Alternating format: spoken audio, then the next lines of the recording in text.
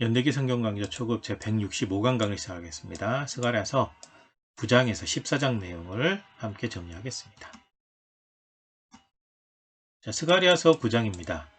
이웃 나라들에 대한 말씀인데요. 하나님의 말씀이 모든 땅에 머문다 라고 말씀하시고 이방 나라들이 하나님을 믿게 될 것이라는 말씀을 하십니다. 또 이방 나라들이 하나님을 두려워할 것이라는 말씀하십니다. 하나님의 진노하심으로 인해서 두려워하게 된다는 거죠.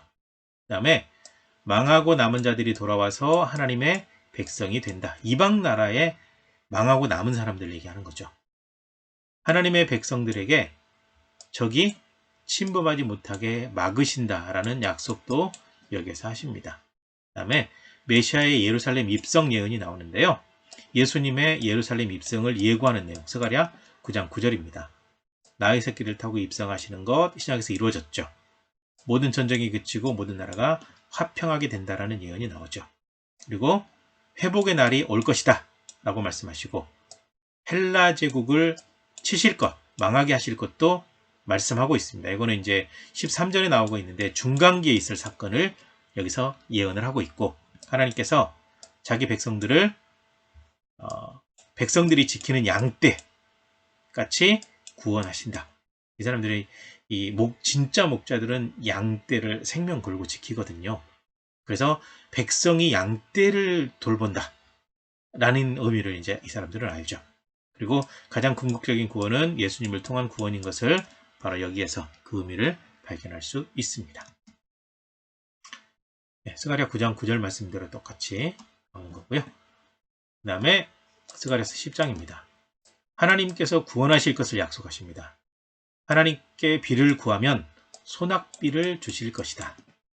우상과 무당들은 진실하지 않은 것을 말한다. 하나님의 백성들을 혼란스럽게 하는 자들이다. 거짓 목자들과 악한 나라들에게 진노를 바라신다. 이 거짓 목자는 잘못된 지도자, 잘못된 목회자가 되겠습니다. 하나님의 백성들을 전쟁으로 몰아넣으니까 굉장히 호전적인 말을 하는 사람들이 위험한 사람들이죠. 하나님께서 하나님의 백성 이스라엘을 지키신다. 이스라엘은 하나님의 백성이거든요. 돌아오게 하여 잃어버린 일이 없던 것처럼 이전의 상처가 완전히 아물도록 회복시키신다라는 말씀이고요. 전에 번성하던 것처럼 번성하게 하신다라고 말씀하십니다. 그리고 하나님께서는 말씀하신 대로 반드시 행하신다라는 말씀을 여기에 기록해 놓았습니다. 그 다음에 스가랴서 11장입니다. 어리석은 목자에 대한 경고입니다. 예루살렘 멸망을 비유로 말씀하고 있으니까 한번 읽어보시고요. 거짓 목자들의 모습은 어떤 모습이냐? 백성들을 불쌍히 여기지 않아요. 거짓 목자들이 양들을 잡아먹어요. 이렇게 되는데 거짓 목자에게 계속 속아 넘어가니까 참된 선지자를 보내도 계속 거짓 선지자에게 속아 넘어가니까 그대로 두신다. 가르쳐줘도 안 들으니까 속지 말라고 얘기해도 자꾸 속으니까 그대로 두신다 라고 말씀하고 있습니다. 그리고 거짓 목자는 돈을 받고 주님까지도 팔아버린다.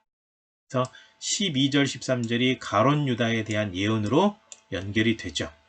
그 다음에 어리석은 목자들의 기구를 하나님께서 빼앗으신다 라고 말씀하고 있습니다. 양떼를 버린 못된 목자들에게는 화가 있을 것이다 라는 말씀이 나오죠. 그러니까 참된 목회자, 참된 지도자가 아니고 잘못된 지도자, 잘못된 목회자는 하나님의 진노를 사게 되어 있습니다. 말씀대로 이루어지는 거죠. 그 다음에 스가랴서 12장입니다. 예루살렘의 구원이죠. 이스라엘에 관한 하나님의 경고의 말씀입니다. 예루살렘이 포위당하게 하셨어요. 천하만국이 치려고 모여요. 계속 공격을 받아요. 원래는 아무도 공격하지 못하겠다라고 말씀하실 때 이거는 이제 율법에 나오거든요. 너희들이 나를 떠나지 않고 내가 너희에게 명령한 대로 살면 그러리라. 근데 떠났어요. 그러게 되니까 이제 지키지 않았을 때 하겠다라고 하신 말씀대로 그대로 된 거죠. 유다 족속은 하나님께서 돌보신다. 그러니까 치려고 이렇게 모이는 일이 있지만 유다 족속은 돌보신다. 그리고 이방 나라들을 하나님께서 멸망시키실 것이다 라고 말씀하고 있습니다. 그 다음에 간구하는 영을 부어서 회개하게 하신다. 회개의 기회를 주시는 거죠. 그래서 예루살렘에 큰 애통이 있을 것이다 라고 말씀하셨죠.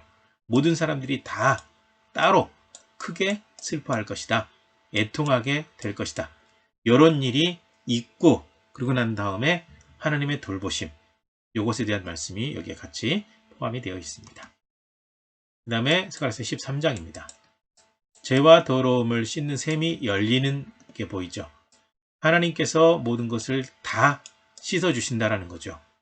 거짓 우상들이 이 땅을 떠나고 거짓 선지자와 더러운 귀신들이 떠나고 선지자들이 거짓 예언, 속이는 예언을 하지 못하게 된다라는 거죠. 그리고 하나님께서 목자를 치면 벌어질 일들이 나오죠. 양들이 흩어지게 되고 하나님께서 불같은 시험으로 연단을 하시는 거죠. 그리고 연단을 받은 백성들이 참 하나님의 백성이 되는 겁니다. 그러니까 잘못된 목자들을 치게 되면 흩어지게 되고 연단이 있어요. 잘못된 걸 배웠으니까. 연단 받고 나면 하나님 앞에 돌아오게 되니까 참된 백성이 된다라고 말씀하고 있죠. 하나님께서는 이렇게 변화되기를 원하시는 거예요. 다음 스가랴서 14장입니다. 열국의 멸망을 말씀하십니다. 열국이 여러 나라가 예루살렘을 칠 것이라는 거예요. 그러니까 이 일은 계속해서 일어나는 겁니다.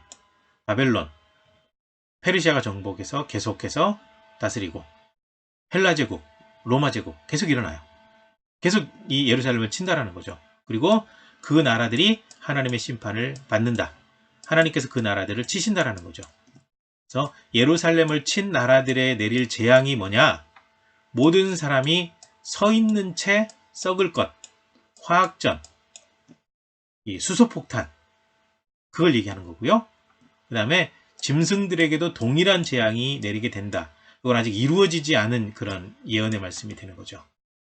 그리고 하나님 앞에 바로 서지 않은 자들에게도 재앙을 내리시는데 이방인이라도 하나님 앞에 서 있는 사람들은 면해 주시는 거예요. 하나님 앞에 서 있지 않은 사람들한테는 재앙. 이방인이라도 하나님 앞에 서 있으면 재앙을 당하지 않아요. 그리고 모든 믿는 사람들은 더 이상 이방인이 아니라는 선포가 나와요. 만군의 여호와의 성전에 가나안 사람이 이방 민족이 다시는 있지 않을 것이다. 이방인이라도 하나님 믿게 되면 영적 이스라엘이 된다라는 말씀이 바로 여기에 있는 겁니다. 자, 그리고 중성자탄이 바로 이제 수소폭탄이거든요.